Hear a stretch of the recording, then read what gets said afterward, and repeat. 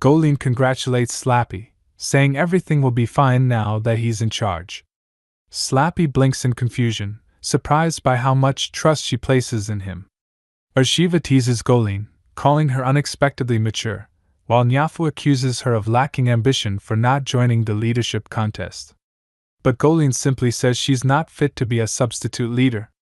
Urshiva questions if she's being too humble, warning that such thinking might make it hard to stand beside their master. Golin just smiles and says she's fine with that. Idol agrees, then summons the external equipment type Eagle.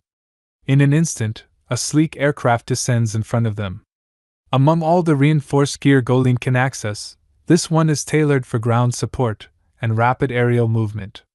With it, a journey that would take days on foot could be finished in a single day. Urshiva immediately steps forward, calling it an iron bird and claiming she'll be the one to pilot it. But Golin calmly explains that only she can control the craft. Its system and power core are synced with her directly. Idol agrees, adding that since Golin has a human form, she's the best choice to travel with him. The others would stay behind and follow Slappy's lead. Urshiva's frustration boils over. She can't lead. She can't go. She's stuck. Nyafu sighs and gives up, saying they'll just have to earn everyone's trust the hard way. With that, Idol informs them he'll be leaving and should return by nightfall. Just then, Golin instructs him to wrap himself around her. He freezes, confused, but she clarifies that unless he holds on properly, she won't be able to carry him safely. Panicked, Idol tries to negotiate, asking if he can just grab her back or her legs instead. Golin points out that grabbing her back or legs would be risky. She plans to fly at full speed, so for safety, he needs to be securely attached.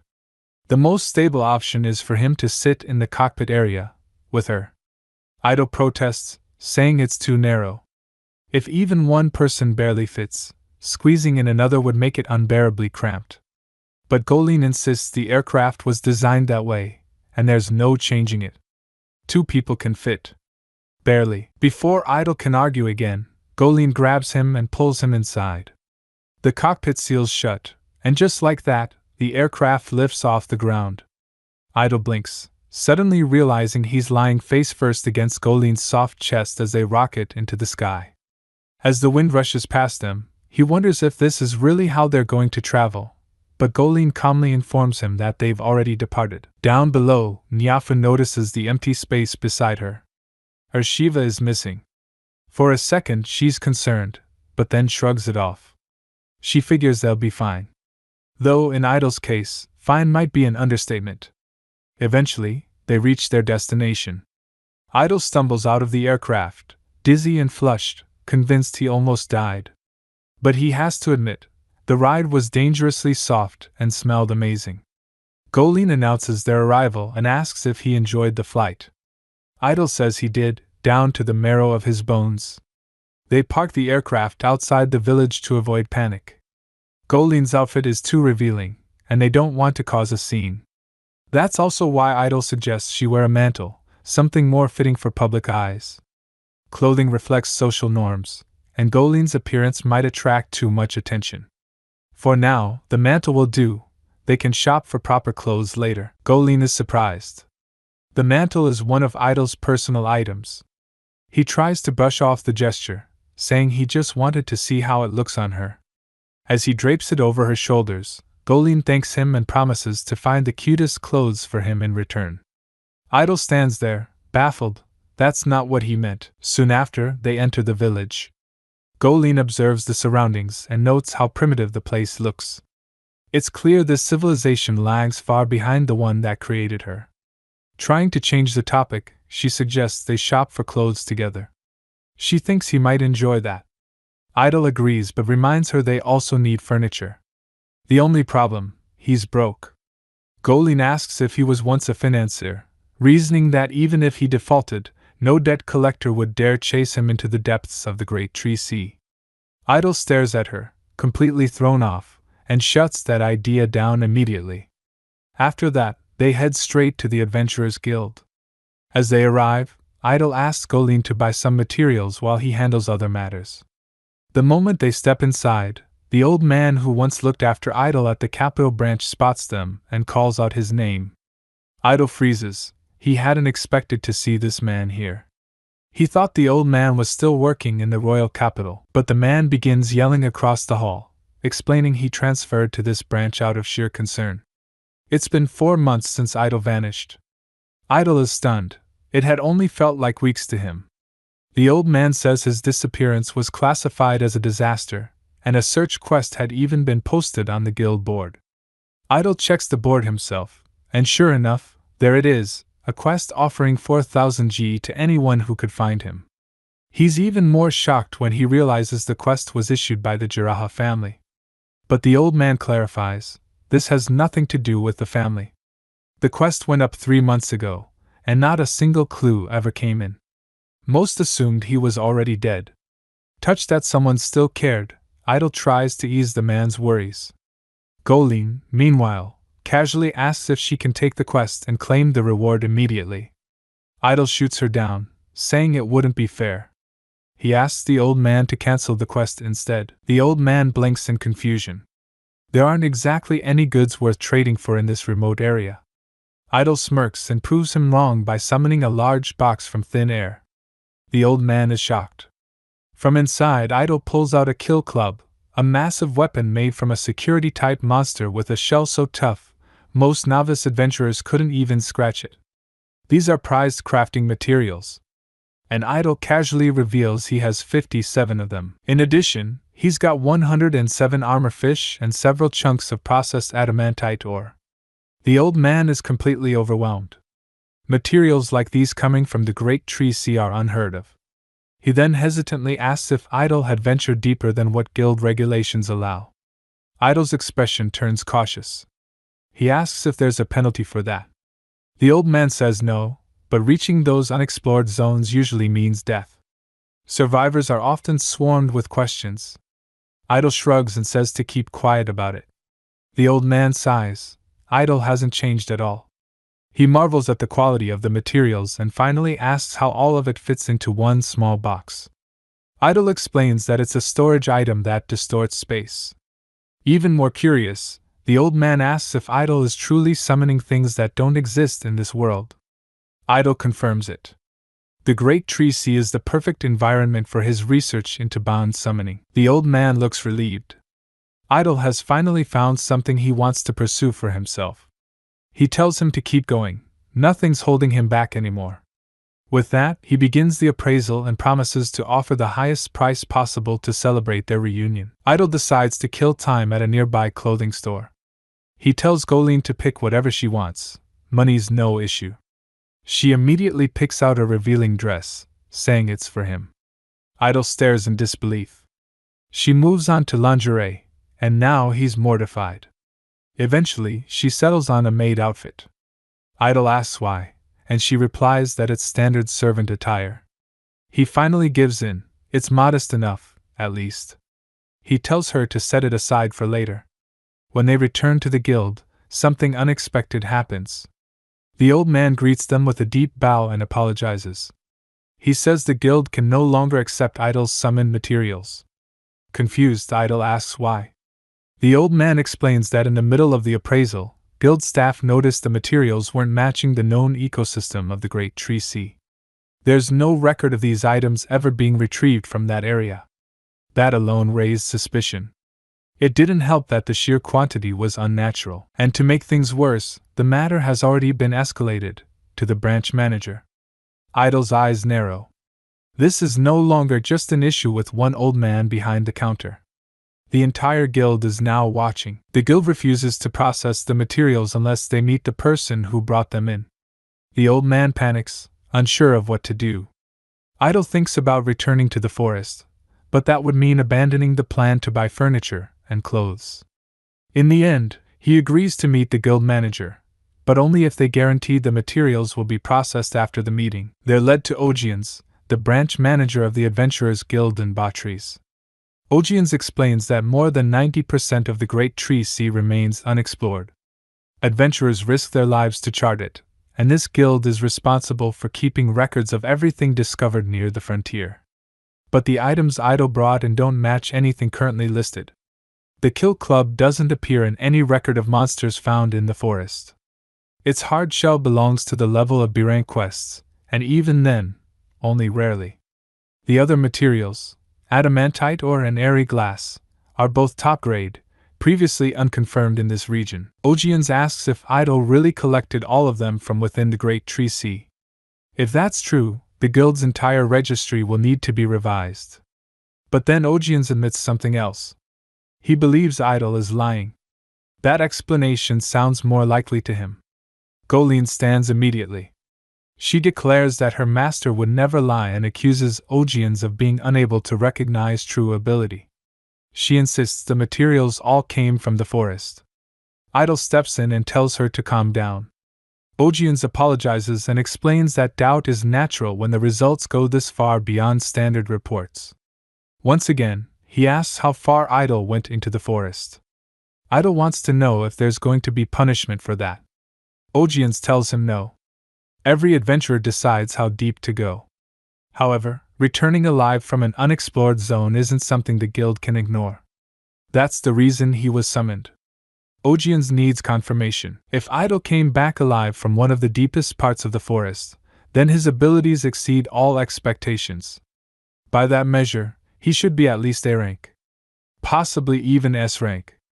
But the guild's database still lists him as E rank. That mismatch doesn't make sense. The old man steps forward, offering to explain. Idol had been a student at the Royal Knights School. Having a student working part-time as an adventurer would have damaged the school's image. To avoid complications, Idol stayed at E rank on purpose. Ogiens understands, but points out the obvious. Idol has been gone for months. That means he abandoned his studies. The old man is caught off guard. Suddenly, Idol speaks up. He admits that he was expelled. The school said he lacked talent and motivation. Ogiens is stunned. Someone capable of surviving the most dangerous part of the Great Tree Sea had been rejected for not meeting basic standards. Idol isn't affected by it. Since he was expelled, there was nothing tying him down. That's why he entered the forest. He made the choice to live on his own terms. At that moment, Ogiens makes his stance clear. Someone with Idol's ability can't be left at E rank to do as he pleases. He must take the promotion exam immediately. Ogiens wants his rank to match his true capabilities. Idol is caught off guard. He only came to exchange materials, not sign up for a test. But Ogiens reassures him that it's nothing grand. The exam will finish within the day. They'll factor in his past achievements as well. Idol isn't thrilled. He doesn't want attention. Rising to a high rank feels like asking for trouble. But then Golene encourages him. He doesn't understand why she's pushing it so hard, but she explains that recognition is a good thing. His strength should be acknowledged, and respect will follow. The old man suddenly gets emotional. He says Idol had always been like a wallflower, and now people would finally see him for who he is. Tears fill his eyes, but Idol still doesn't get why he's crying.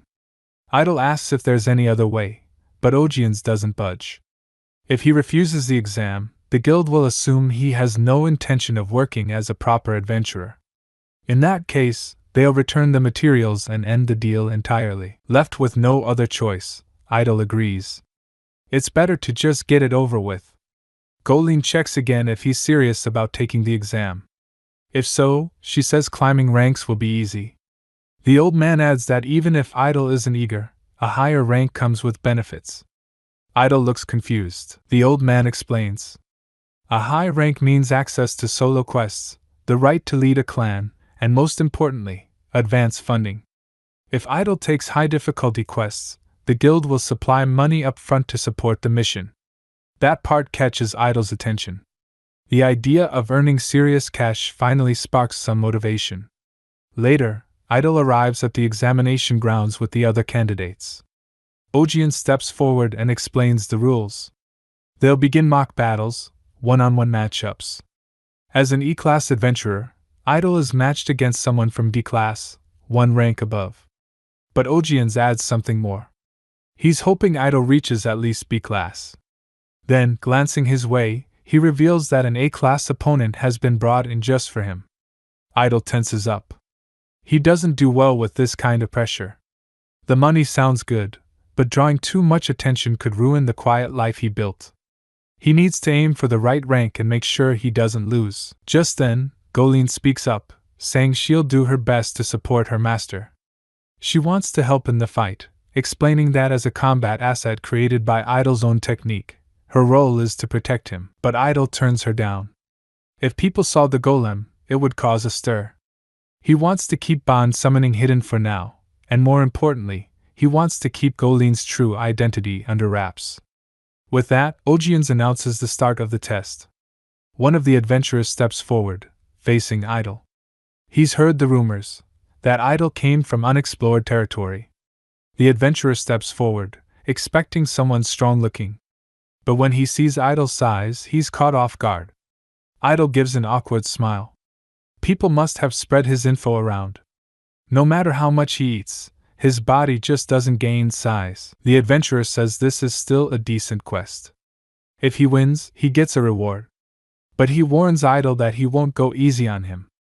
Idol plays it cool, casually wondering if he'd even get a single coin if he lost. The adventurer takes offense. Winning this match means promotion and recognition, and he refuses to let that slip away. Without warning, he lunges, shouting for Idol to die. Idol dodges effortlessly and closes the distance. In a flash, he pins the adventurer and presses a knife to his throat. The adventurer freezes, completely shaken. He didn't even see where the blade came from. Idol grins. A hidden trick is still a weapon. The adventurer surrenders immediately. Idol praises him and lowers the knife. He looks at it with a smirk, another tool summoned through magic. From the outside, it must have looked like the blade appeared from thin air. The match is declared. Idol wins and is promoted from E rank to D rank. His next opponent is a C rank ranger. Now slightly more confident, Idol realizes this isn't an ideal match for him. He's built to find openings, not brute force through direct fights. Neither of them has a finishing move, so the battle drags on. When the ranger loses focus for just a second, Idol takes advantage and lands a clean hit. Once again, he wins. The exam ends. The crowd seems bored. Some call it a cheap win. Others doubt the stories about the unexplored zone. They don't buy the rumors. Idol passes by, hearing every word. One adventurer says that if he really came from that kind of place, his power should have shown it. A speed-based C rank like that shouldn't be enough. Idol stays quiet and lets them talk. Golin walks over and hands him a towel. She congratulates him for finishing the test. As he wipes the sweat from his face, Idol thinks back to the forest. He survived because of bond summoning. Even reaching C rank took everything he had. A B rank promotion feels impossible. Then Golin asks if he's right-handed. She apologizes if she's wrong but points out something odd. He's been using his left hand for everything, fighting, eating. It doesn't seem natural. Idol explains. He was originally right-handed but injured his dominant arm in a small accident. The wound healed, but his grip never fully returned. He can still hold light objects, but there's no strength behind it. His left hand simply took over. Golin watches him closely. She says he looks uncomfortable when fighting. Idol is surprised. She explains that combat uses the entire body, and when one part is impaired, the whole balance is thrown off. Then she says it directly. His movements aren't complete. That hits hard. Idol doesn't deny it. This is all he has left. But Golin speaks again. She tells him to use bond summoning, this time, through his connection with her. He's confused. Using a summon here would draw attention. But Golin doesn't budge. She waits, expression still, refusing to take no for an answer. Idol finally gives in and honors her request. A screen appears, confirming access to auxiliary drive gauntlets. Golin tells him to summon and equip them. Idol does as she says. A gauntlet instantly forms around his right arm. At first, it just feels like a tight glove. Then it begins to move. On its own. Idol's right hand, once dismissed by doctors as beyond recovery, finally moves again. With the gauntlet equipped, his fingers regain full motion. Golin explains that the auxiliary drive gauntlet responds to neural signals by detecting electrical currents and activating artificial muscle fibers. The mechanism allows it to function just like a real hand. Idol doesn't understand the technical jargon. Golin simplifies it. Even in ancient times, people suffered from nerve damage. These gauntlets were made to help them recover, tools for support and rehabilitation. She's relieved the summoning worked. Idol looks at the gauntlet in awe, admiring its precision and power. Before he can say anything, a guild messenger interrupts. The next match is ready. Idol is called to the arena. As he grips a sword with his right hand for the first time in years, it feels like the weapon is molding into his palm, refusing to let go. His next opponent is Raisder, a B-rank adventurer. As Raisder steps forward, he takes the upper stance of the Incensa style. Whispers spread across the crowd. Raisder is known for leaving no openings. If a C-rank ranger had already given Idol trouble, someone at Raisder's level should be far too much. Idol hears the comments, but he doesn't react. He steadies his breathing. Focus sharpens. His mind stays calm, undisturbed. As Raisder launches a precise strike, Idol senses the killing intent and responds instantly. His counter lands clean. Raisder's sword flies into the air. He stares in disbelief, unable to process how Idol landed the Exester-style tendril strike so cleanly. Raisder lets out a sigh and concedes defeat. The crowd bursts into applause. Idol's victory is clear. As the next challenger enters, Idol quietly acknowledges it. At this point, his B-rank promotion is nearly locked in. But part of him still wonders if what he's done so far is enough. Then comes his final opponent, Charlotte, an A-ranked adventurer. She reminds him that one more battle remains.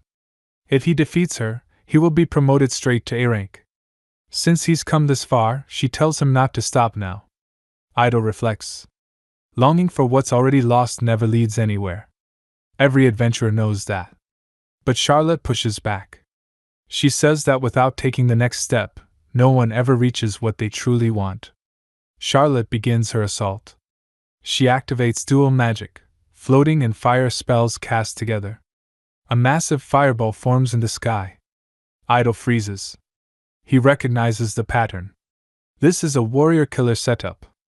Warriors like him are helpless at range. Without a way to strike back, he's trapped. Charlotte confirms it. She read his combat style and prepared this exact counter. She keeps him at bay while raining fire from above. But maintaining two types of high-level magic should drain most mages quickly. Charlotte shows no sign of stopping. She's already been flying for a while and continues casting with full force. This is what it means to stand at the A-rank level. Idol realizes dodging isn't enough anymore. He can barely do that. Charlotte floats high, pressuring him to fight back or be crushed. Another fireball flies. The heat forces him to drop his sword. It burns too hot to hold. Charlotte watches with a smirk. A swordsman without his blade is no threat to her. She's sure Idol lacks the skill to reach A rank and figures there's no point using this fight to push herself. But for Idol, this isn't the first setback. And this time, the bond summoning technique answers his will. Drawing on his connection with Golin and Urshiva, he activates a compound bond. A sword materializes, the Moraine Maru. Charlotte is caught off guard. She demands to know where he was hiding a weapon like that. But she doesn't back down. A new sword means nothing if she stays in the air. Idol doesn't give her the chance. He channels fire through the blade. Charlotte laughs, thinking he's repeating his mistake. The heat will just burn his hand again. But this time, the gauntlet holds firm. He grips the flaming weapon without flinching. Charlotte realizes too late, he's nullified the magic. That fire won't hurt him anymore. Now Idol has a strategy. One designed specifically to counter airborne mages. He summons a knife using his bond with Goblin and hurls it toward her. Charlotte barely dodges and shouts in confusion, asking what kind of knife he's using.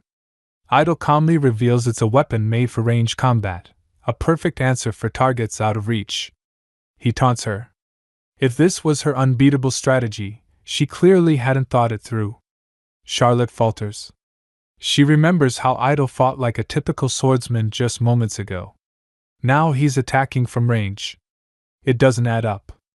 Idol calls her tactics childish and short-sighted. Ever since being expelled from night school, he's had to figure things out alone. Bond summoning, like everything else, was built through pure trial and error. And now, summoning a single knife barely drains him.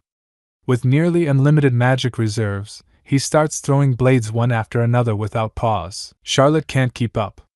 The barrage breaks her rhythm. Eventually, she stumbles midair, loses balance, and falls to the ground. Before she can recover, Idol points his sword at her. She's within range now. With no other option, Charlotte admits defeat. The crowd explodes in cheers. Idol stands frozen, stunned by the noise. The old man rushes over, praising him for holding his own and saying he always believed in him. Ogiens also steps forward to offer his congratulations. Idol has proven himself. He's officially qualified to be an A-rank adventurer. But the moment doesn't last. Ogiens casually reminds him, only one rank remains above S rank. Idol looks horrified, asking if he's seriously expected to keep fighting. Fortunately, Ogiens explains that no S-class adventurers are currently available. Instead, the guild will submit his promotion request directly to headquarters. Once they respond, the challenge for S rank will begin. Idol is already overwhelmed. Reaching A rank has made him a target. Going even higher would only draw more attention. For now, he brushes the thought aside and tells Ogiens to begin the material exchange.